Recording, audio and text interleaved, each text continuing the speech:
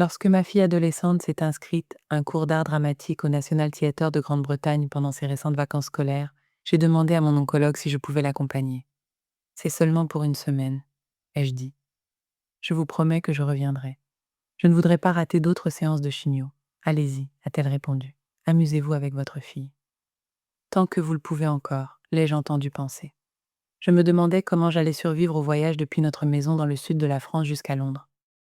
Mon taux de globules rouges avait atteint un niveau historiquement bas, nécessitant des perfusions de fer et des injections pour forcer mon corps à produire de l'hémoglobine. J'étais épuisée en permanence, mais je m'efforçais de continuer à bouger. C'était important. Le théâtre est une passion qui a soudé notre petite famille. J'ai travaillé comme actrice pendant des années. Mon mari, Tim, séchait l'école enfant pour assister aux représentations de la Royal Shakespeare Company. Et ma fille Théodora a insisté pour que nous allions voir La Nuit des Rois, pour son 8e anniversaire. Elle est déterminée à faire carrière sur scène. C'était un voyage que je ne pourrais peut-être plus jamais refaire. 3 ans plus tôt, le cancer avait transpercé mon armure de brocoli et d'exercices quotidiens pour s'en prendre à mes ovaires. Il n'existe pas de remède pour mon type de cancer de l'ovaire, seulement des traitements. Ce que Tim, Théodora et moi avons mis du temps à accepter. D'autres personnes pourraient en mourir. Mais moi, je n'avais pas mangé de céréales raffinées depuis 1984. J'avais couru un marathon et appris à faire le poirier. Tout cela n'avait-il servi à rien? Nous avons gardé notre optimisme pendant la première année de chimio et de chirurgie dévastatrice, lors de ma première récidive après la plus brève des rémissions, jusqu'à ma 2e récidive cette année. Vous devez dire à votre fille que le temps est précieux, m'a dit mon oncologue français. Théo a 15 ans. Elle a grandi au Yémen, en Jordanie, en Angleterre, en Bolivie, en Ouzbékistan et en France. La chose la plus constante dans sa vie, c'est moi. Comme je travaille à domicile en tant qu'écrivaine, je peux passer plus de temps avec elle. Son père a également été une présence constante, mais le travail de Tim en tant que diplomate britannique l'a beaucoup occupé. Pendant le Covid, Théodora et moi avons été évacués de force de Tachkent, en Ouzbékistan, et séparés de Tim pendant 1 an. Les évacuations et les séparations sont un effet secondaire courant de la vie diplomatique. Mon diagnostic a bouleversé nos vies. Pendant mes 18 premiers mois de traitement à Londres, j'étais seule. Théo était à l'école à Tachkent, où Tim était en poste. Nous ne pouvions pas nous permettre qu'il démissionne. Des amis m'ont hébergée et d'autres sont venus s'occuper de moi. Ma famille m'appelait tous les soirs pendant le dîner. Lorsque Tim a pris sa retraite il y a 2 ans, nous nous sommes installés en France, dans la seule maison que nous ayons jamais possédée. Nous avions hâte de vivre dans notre propre espace, de défaire enfin nos valises. L'année dernière, Théo est entrée au lycée. Elle reste à l'école du lundi au vendredi et rentre à la maison pour le week-end. C'est courant dans la France rurale, où de nombreux enfants vivent trop loin de leur lycée pour faire le trajet quotidiennement. Théo attendait avec impatience sa nouvelle indépendance, ainsi que le programme de théâtre proposé par son école. Même si je ne souhaitais rien de plus que de la garder à mes côtés, je savais que c'était les années où elle devait s'épanouir par elle-même. À cette époque, je suivais une chimio hebdomadaire depuis 5 mois, et j'étais heureuse que Théo ait été épargné de me voir dans mes pires jours. Le week-end, nous grimpions sur la montagne derrière notre village, pratiquions des exercices de théâtre et faisions nos sessions d'études dans mon bureau. Quand mon oncologue m'a autorisée à prendre une semaine de pause dans ma chimio pour aller à Londres, j'étais ravie.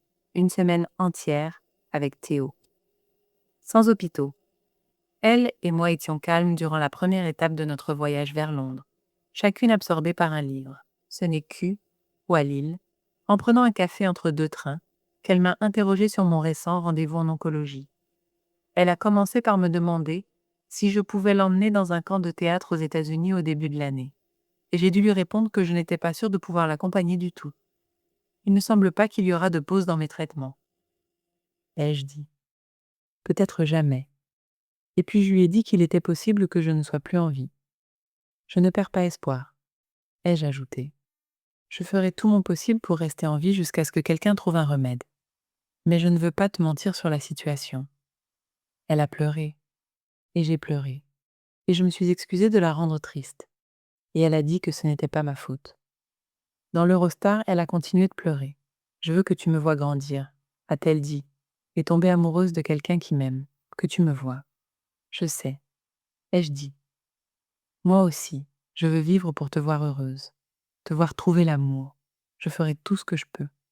Je te le promets. Qui va aller acheter une robe de mariée avec moi? A-t-elle demandé. Attends, est-ce qu'on peut y aller à Londres? Faire comme si j'allais me marier?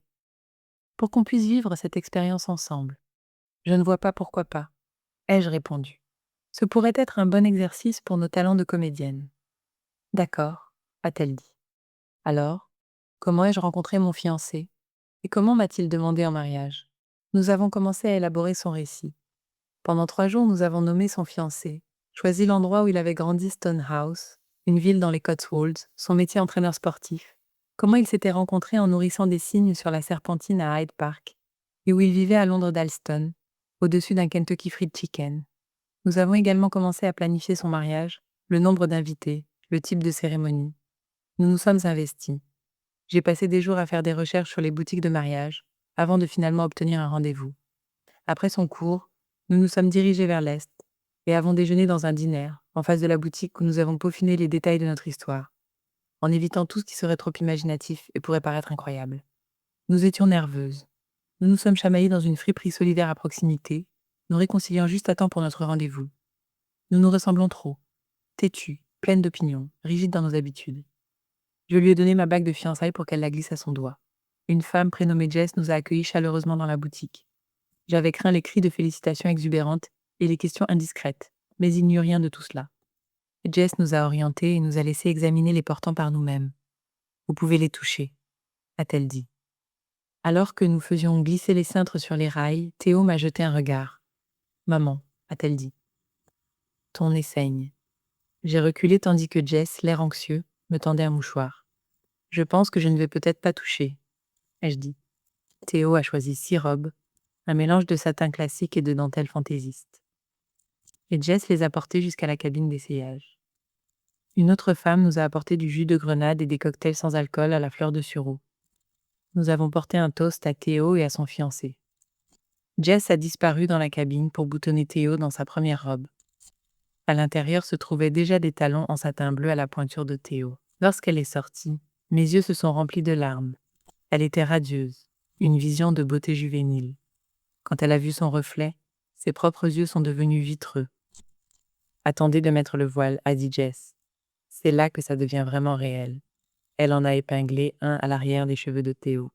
Et voilà ma fille en mariée, telle qu'elle pourrait paraître le jour de son mariage.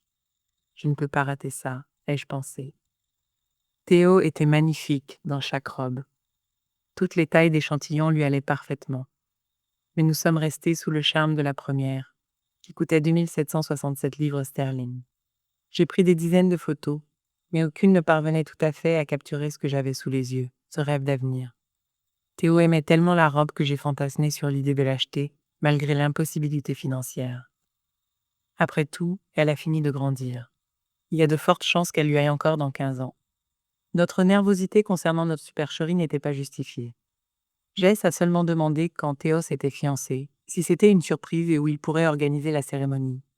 J'aurais presque voulu qu'elle en demande plus. Après tout, nous avions inventé toute une réalité alternative.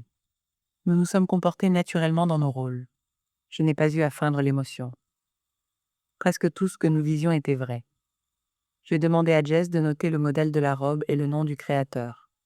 Je ne m'attendais pas à ce que nous ayons réellement envie de la robe. C'était censé être une répétition générale, pour ainsi dire. Pourtant, c'était d'un sérieux mortel et joyeux. Quand nous sommes sortis, nous avons attendu d'être à un pâté de maison pour nous taper dans la main. On l'a fait, ai-je dit. On a réussi notre coup. Dans le bus, pour aller au théâtre, nous n'arrêtions pas de parler de son mariage. J'ai plus que jamais envie de tomber amoureuse, a dit Théo. Et cette robe.